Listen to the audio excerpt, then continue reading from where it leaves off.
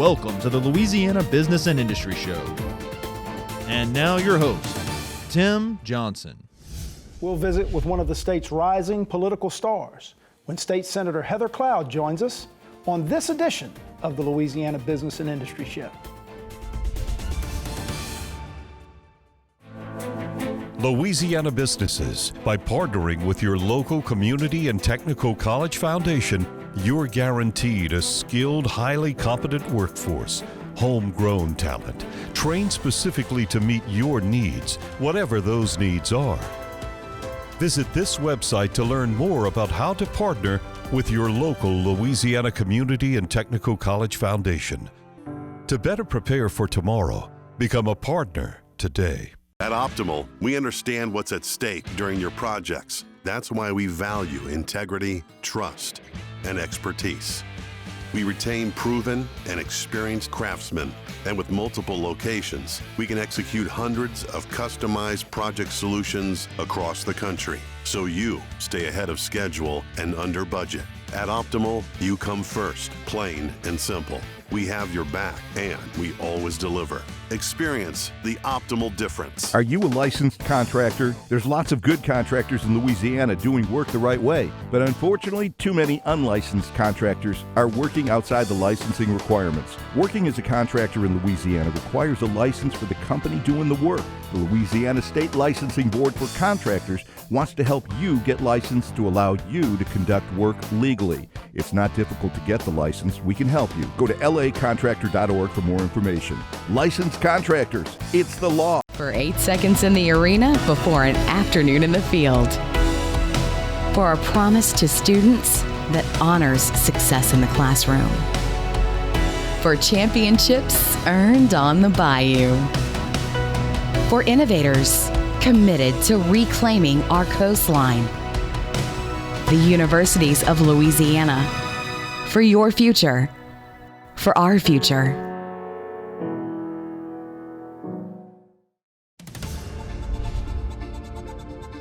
Welcome back to the Louisiana Business and Industry Show. Very pleased to be joined by someone I've known for most of her life. Someone who is also from the very small town of Pine Prairie, Louisiana, a rising political star in Louisiana, State Senator Heather Cloud. Heather, welcome. Thank you for having me, Tim. I find it cute to call me a rising political star. I see myself more as a woman on a mission.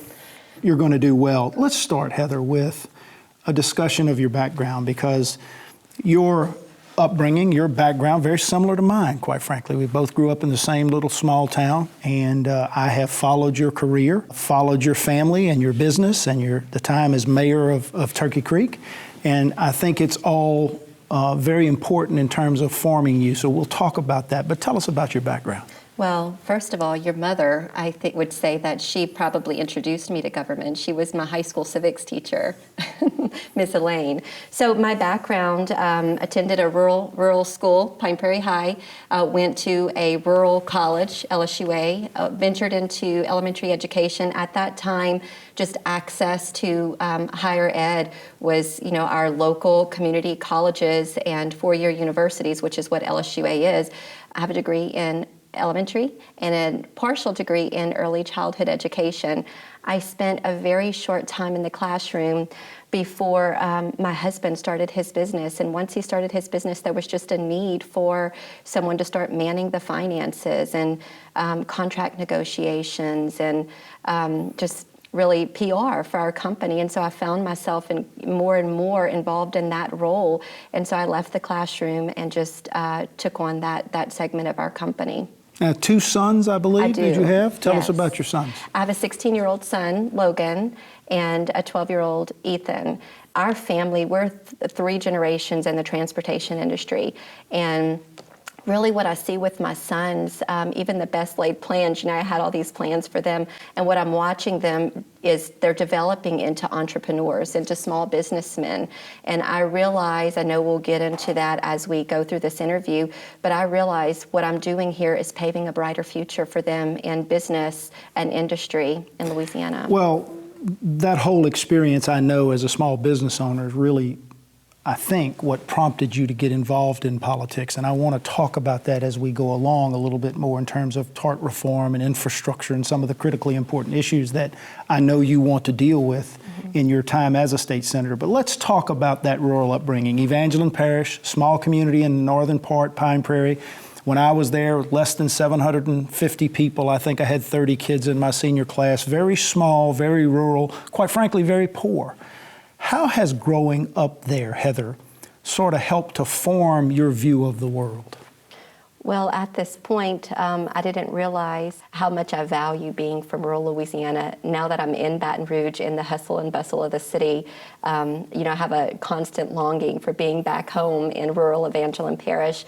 But I think that there's a level of humility that develops whenever you're out in a rural environment with the people living the life. We have horses and goats and chickens, and just that grounding in nature really has shaped me. Mm-hmm. I say all the time that I wouldn't give up my upbringing in the way it was for anything in the world. I certainly know that it helped to form me. Now, you made a decision at some point to run for mayor of Turkey Creek, to get involved in politics. Talk about the lead up and sort of what drove that decision. Sure. I had been in business for probably about 10 years at that time. And, part of government, a big part of it is business. And, Turkey Creek, as small as it is, we have a very small population, but we own one of the largest water systems by pipe miles in the state of Louisiana. And there were major financial issues in our town. Lots of money went missing. The legislative auditors got involved, and they pinpointed X amount of dollars that had went missing, but they couldn't figure out exactly who did it. And we watched our water system, the infrastructure, start failing over time because of the lack of finances, the lack of resources. And my family drinks that water. My friends drink that water. And I had a vested interest in the success of the community. So I originally thought about running for council, never, even to this day, have political aspirations. It's just about making a better difference, for our communities and for our state and our country. And so I decided to run for council. And before it was time to qualify, I was asked to run for the office of mayor because I guess people, Tim, saw that Jody and I were responsible with our finances, and we took a little bitty, one truck company and we grew it. And so I opted to run for mayor, and I won by an overwhelming majority. The bad thing is some of the people, Tim, that encouraged me to run for the office of mayor were involved in the actual problems that we were having with our finances. As it turned out, right? As it turned out. And so the same people that helped get me elected, I had to go to and put a stop to some of the things that they were doing, because it would have been illegal for me to continue allowing things to happen the way they were happening in our town. And so I put a stop to some of the shady dealings. They got upset with me. And 4 years later, they launched a vote buying scheme against me. I'm sure you're aware of that. Sure, and in fact, you had to go to the Secretary of State, you had to appeal to ethics, you had to appeal to a lot of different places. We got about a minute left in the segment. Tell us briefly about that experience. Well, $26,000 in 5 court appearances, back and forth to the Third Circuit. It was trial by fire. I learned a lot through that experience, but what I learned is we've got to shore up our election process in the state and the country. Every vote, that's a blood-bought freedom, and it's our responsibility to make sure we're safeguarding it. You, I think, acquitted yourself well through that entire process, and we'll talk a little bit more about that. And I want to talk about some things that you'll be focused on from a policy perspective as well. We're visiting with State Senator Heather Cloud. You're watching the Louisiana Business and Industry Show. Since 1919, we've designed and constructed hundreds of industrial plants, roads, ships, dams, and executed some of the most complex jobs in the world. In fact, our quality and dependability are legendary. Today, the legend continues as Brown & Root delivers engineering, construction, maintenance, and industrial specialty services throughout the U.S. and the world from our headquarters here in Louisiana. We are Brown & Root. Welcome to Southwest Louisiana. 5 parishes working hand in hand to provide economic development, opportunity, and quality of life. $43 billion in projects underway, $65 billion in the pipeline, 18,000 construction workers, and 18,000 permanent jobs. It's all here. Welcome to Opportunity, the Southwest Louisiana Alliance. Louisiana businesses, by partnering with your local community and technical college foundation, you're guaranteed a skilled, highly competent workforce, homegrown talent, trained specifically to meet your needs, whatever those needs are. Visit this website to learn more about how to partner with your local Louisiana Community and Technical College Foundation. To better prepare for tomorrow, become a partner today. ExxonMobil Baton Rouge keeps the local economy rolling. Our new aviation project created hundreds of jobs, drove millions of dollars to local businesses, and poured thousands more into our community to improve schools. 1 in 8 jobs in our parish can be traced back to ExxonMobil. Tomorrow's Baton Rouge is built by what we do today. A little energy goes a long way. ExxonMobil Baton Rouge. Energy lives here. Welcome back to the Louisiana Business and Industry Show. Very pleased to be joined by my good friend, State Senator Heather Cloud. Heather, we talked about your background. We talked about you sort of what drove you to get into politics a little bit. But as part of that process and that vote buying scheme that you had to fight against as mayor of Turkey Creek on your reelection, you, I think, made the decision as part of that process to run statewide for Secretary of State. Talk about that decision making a little bit, and quite frankly, what that experience was like for you. Well, I first want to say that serving as mayor of Turkey Creek was $696 a month. That's what I made. So it was never for the money. It was for the community, for my family and the families in our area. I really, in those first 4 years, I accomplished nearly everything that I set out to accomplish for our town. Sure, secured our finances. I took a water system that was the team that I built. We took the water system that was failing in so many ways, that we had so many deficiencies. We were in some trouble with DHH and DEQ, and we were recognized over that period as one of the top water systems in the state whenever we finished. So often the resources are there. The system is there. It's just having the right people in place. How do you manage it, right? How do you lead it? Yes. So back to, running for Secretary of State, what I found, Tim, when I called and made the first complaint, I had irrefutable evidence of voter fraud. I mean, it wasn't even a questionable. And when I called the Secretary of State's office at that time, Tom Shedler was in office, I could not get an investigation. And you have a very short window to overturn an election based on the laws set forth in the election code.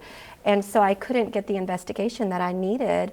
And so I started making phone calls. It was like going to be 2 or 3 weeks before they could even get to me, because there were cases all over the state that they were investigating, and only 2 investigators for the whole state, in a major election cycle. And so anyhow, I started making some phone calls. Mr. Clyde Holloway was one that I called. David Vitter. Former congressman, right? Oh, former U.S. friend. Senator, right? Yes. And State Senator Elbert Guillory, a good friend of mine. Okay, so I called all of these people that I made connections with, and the terrible thing is, if I wouldn't have made those connections, I wouldn't have had a voice. Just being a general citizen and being involved, maybe you qualify for office, if something shady goes on, you really don't have much recourse. So those people, Congressman, Senator Vitter and Clyde Holloway, who was Public Service Commissioner at the time, called Tom Shedler and said, "Look, we know Heather. We want her investigation to be expedited." So within 24 hours, I had an investigation rather than 2 or 3 weeks. Well, and it turned out to be a successful one in terms of overturning the election and having a new one, which you won by all accounts in the right way. Let's talk about Senate District 28.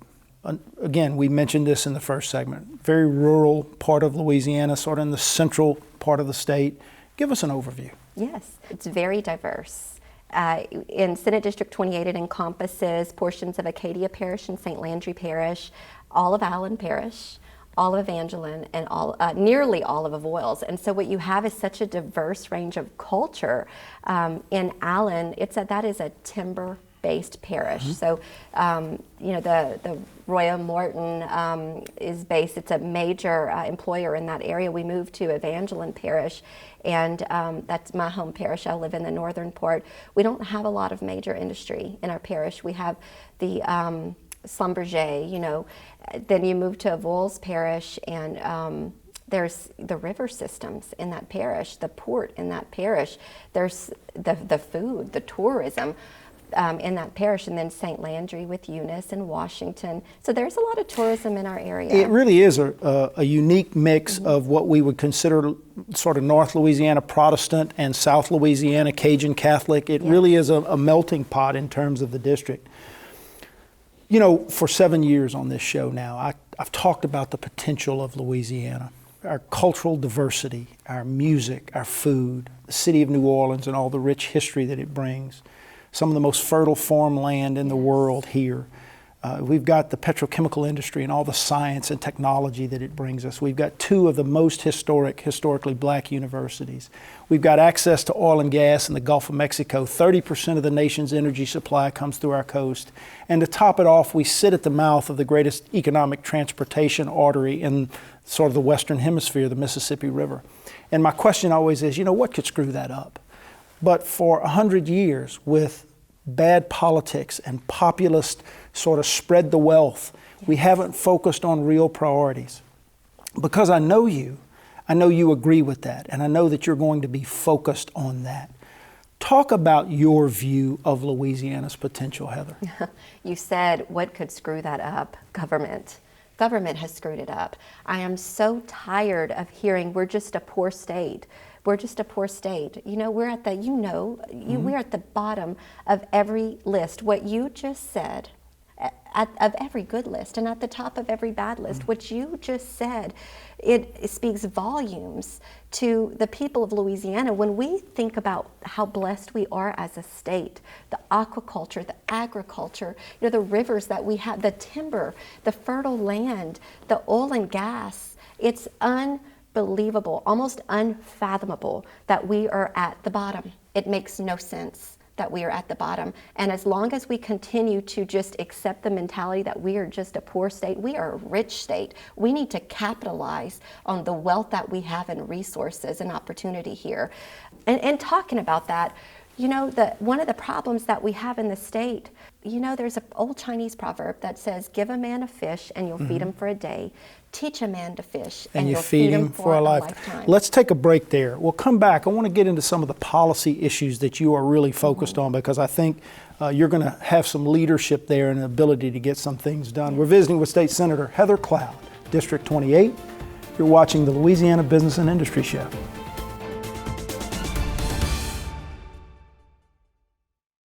At Optimal, we understand what's at stake during your projects. That's why we value integrity, trust, and expertise. We retain proven and experienced craftsmen, and with multiple locations, we can execute hundreds of customized project solutions across the country, so you stay ahead of schedule and under budget. At Optimal, you come first, plain and simple. We have your back, and we always deliver. Experience the Optimal difference.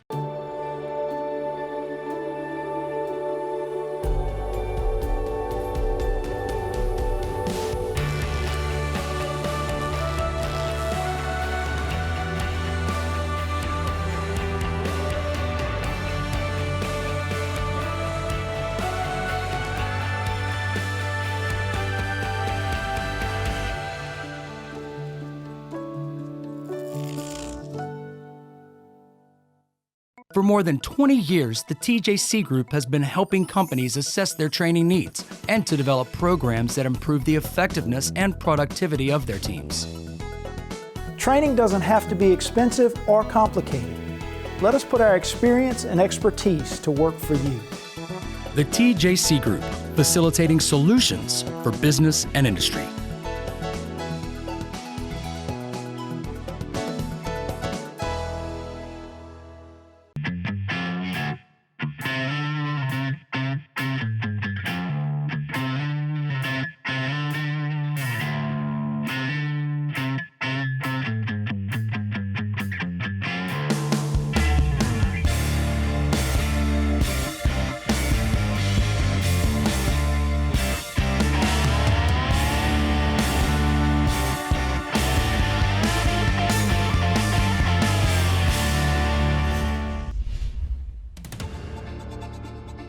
Welcome back to the Louisiana Business and Industry Show. State Senator Heather Cloud is my guest.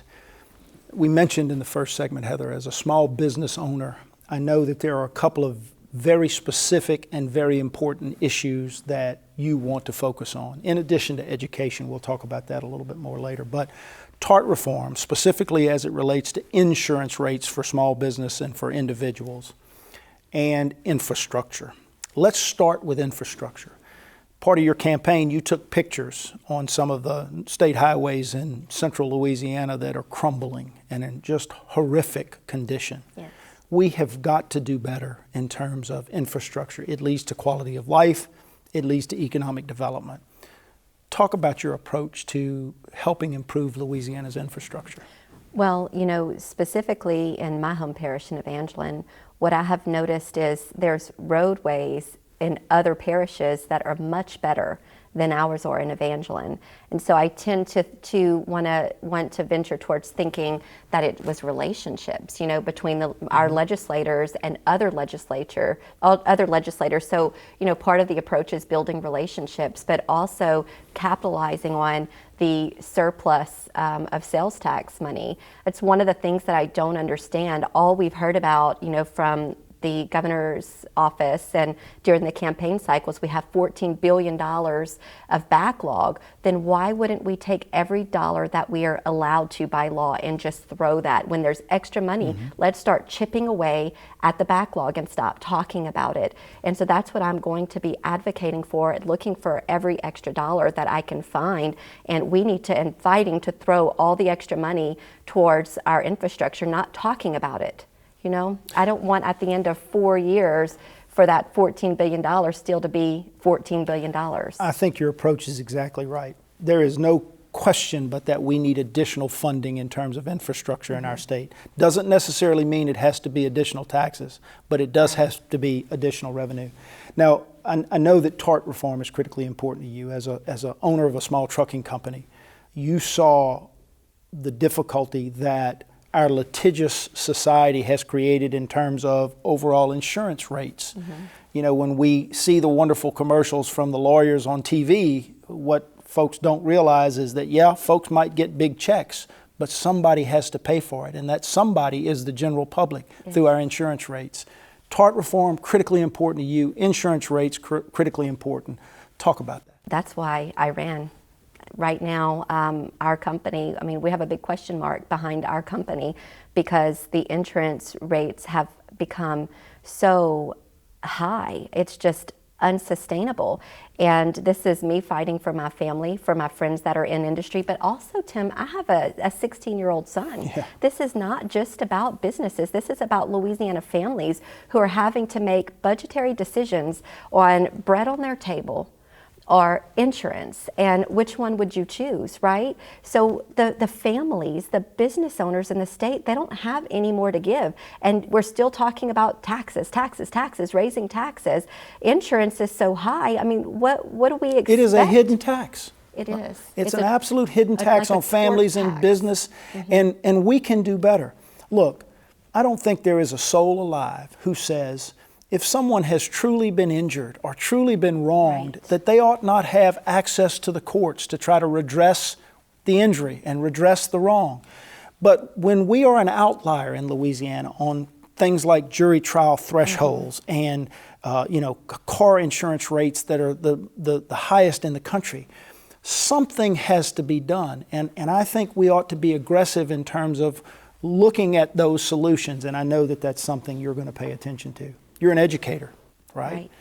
I know education is critically important too at all levels. Public education in this state.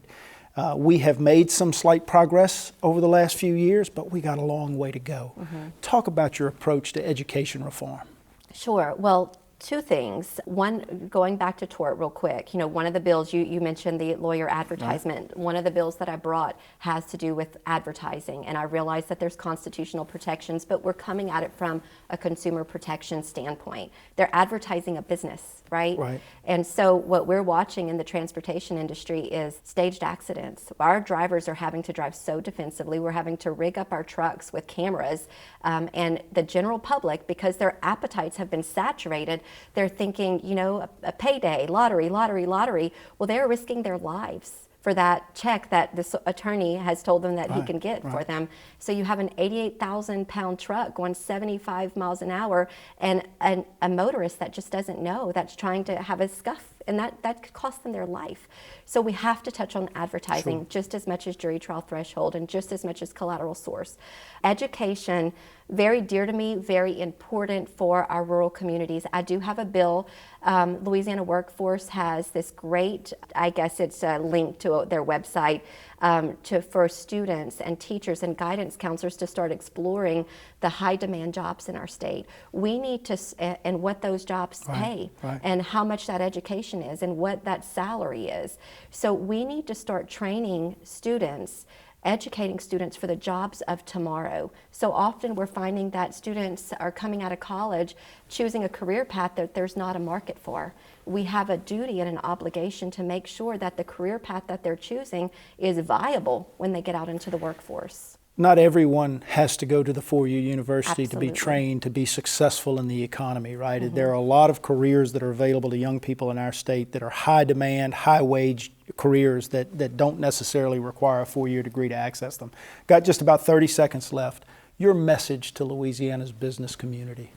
Well, I'm going to steal the message of Dr. Abraham. Help is on the way.